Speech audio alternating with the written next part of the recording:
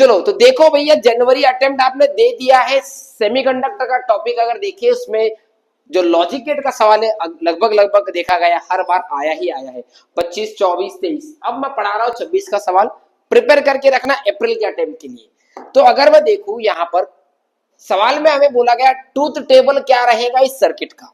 अब मैं पूरा ट्रूथ टेबल तो नहीं बनाया हूं, लेकिन उसका जो वाई का जो आंसर रहेगा वो ऑप्शन में लिख दिया। चलो सॉल्व करते। तो मैं देखो बेटा ए यहाँ पर बी है। अब जैसे मैंने आपको पढ़ाया था, किसी गेट पे अंदर अगर एक ही कॉमन इनपुट है तो वो कट जाएगा। मतलब अगर हम बात करें यहाँ से ए निकला तो यहाँ भी क्या रहेगा बेटा, ए रहेगा। सिमिलरली यहाँ से बाईपास है तो यहाँ भी ए आया, यहाँ से बी आया।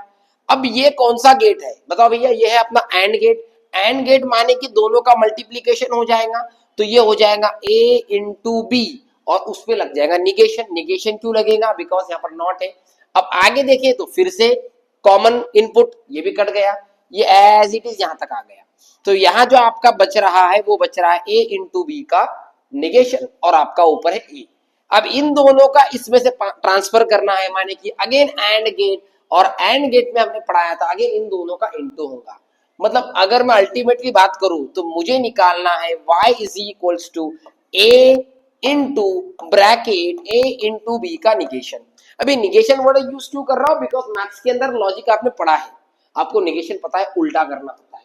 चलो इसका ट्रूथ टेबल बनाएंगे, एकदम सिंपल कहानी है। पहले ए लिख दो, फिर बी लिख दो, फिर हमें लगेगा ए इंटू बी, फिर ए इंटू बी का निगेशन, और बाद में ए इंटू बी का निगेशन।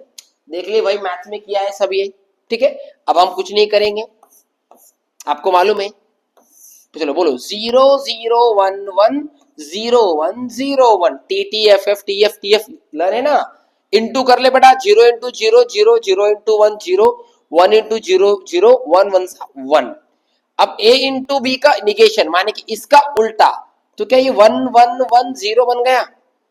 अब ये निकालना है, मतलब a इंटू ये, तो 1 इंटू 0 यहाँ उंगली करना पड़ा, 1 इंटू 0 0 0 इंटू 1 0 1 1 जा 1 1 इंटू 0 0। तो आपका फाइनल आंसर है 0 0 1 0।